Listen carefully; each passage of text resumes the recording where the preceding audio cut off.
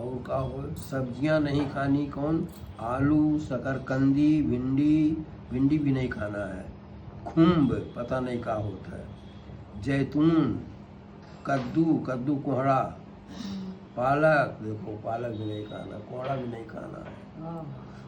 कोहड़ा मखनी बनाओ। कोई भी सब्जी थोड़ी मात्रा में हफ्ते या 10 दिन में एक बार ले सकते हैं, समझी?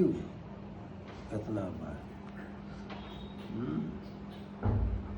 ये आयुर्वेदिक वाला डॉक्टर। हाँ, आयुर्वेद यही तो फायदा करेगा।